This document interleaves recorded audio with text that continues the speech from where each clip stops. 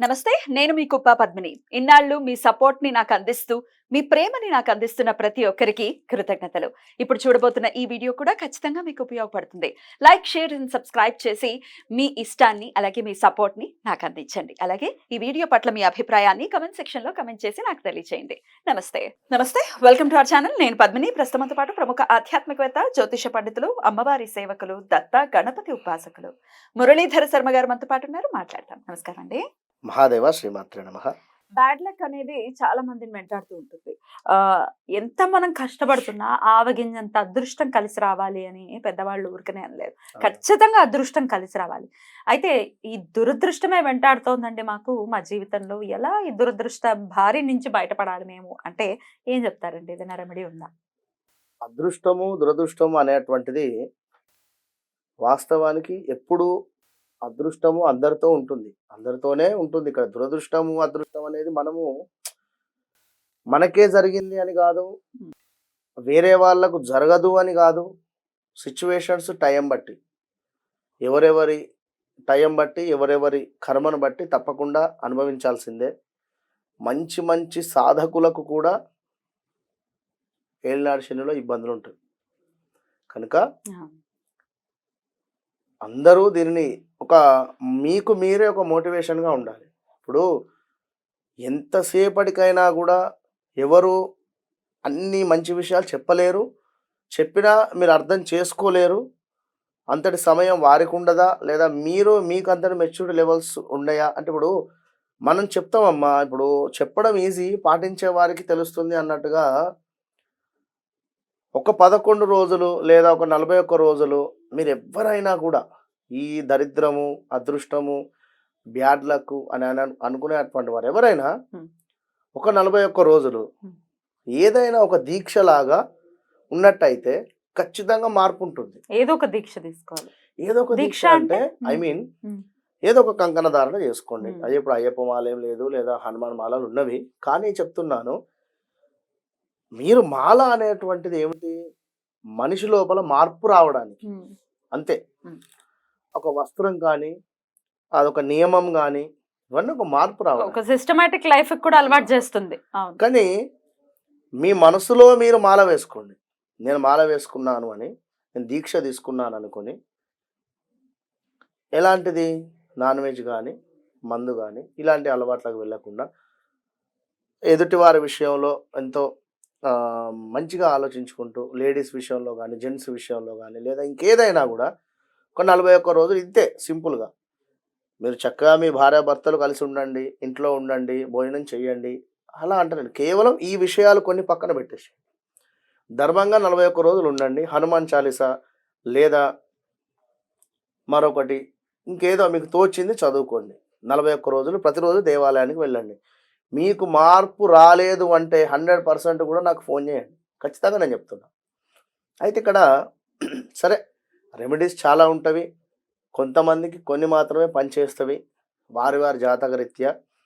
నిమ్మకాయతో దీపారాధన అనేటువంటిది ఎంతో పవర్‌ఫుల్, అందరికీ డెఫినెట్. తెలిసిందే. రాహుకాలంలో పెట్టేటటువంటి ఈ దీపారాధన దీపారాధన. అంటే ఈ దురదృష్టం నుంచి బయటపడడానికి కూడా ఈ నిమ్మకాయ దీపం పెట్టచ్చా? ఆ!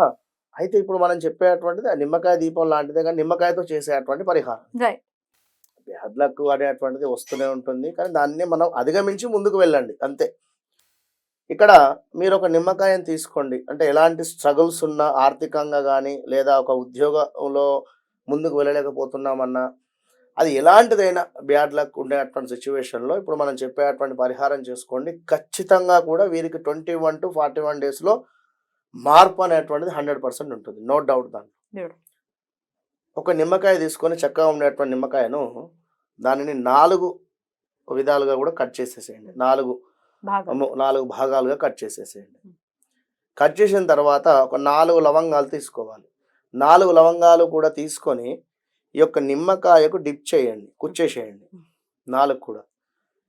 ఇవి 4 నిమ్మకాయలను ఎండబెట్టేటువంటి ప్రయత్నం చేయండి. ఎండలో.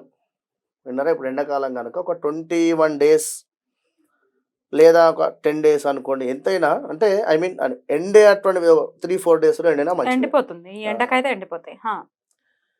అటు పిమ్మట 21 రోజులు కూడా మీరు ఆ నిమ్మకాయలను ఏ రకంగానైనా కూడా మీ వద్ద ఉంచుకోండి.